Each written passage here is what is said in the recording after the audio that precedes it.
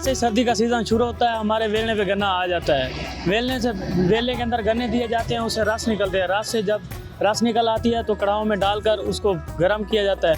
Boil करके उससे जो मैल निकाली जाती है, उसके बाद ज़्यादा गाढ़ा होने पर उसे बाहर निकाल लिया जाता है। फिर उसको हिलाकर जो लिक्विड होता है उसको सॉलिड में कन्वर्ट कर दे दिया जाता है। फिर उसकी जब छोटी छोटी पेशियाँ बनानी पड़ती हैं, फिर उसे आगे खुश्क मेवाजात लोग ले आते हैं, वो भी गुड़ बनाने के लिए काम आते हैं। उसको भी गुड़ के अंदर डाल के वो भी एक ज़बरदस्त चीज़ बनाई जाती है।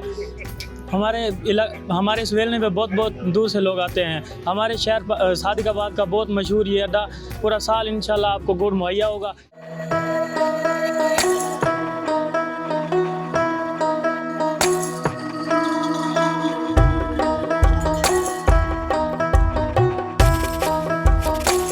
सर्दी की आमद होती है तो आपको जगह जगह पे रोड पे बेलने नज़र आएंगे जो गुड़ तैयार करते हैं।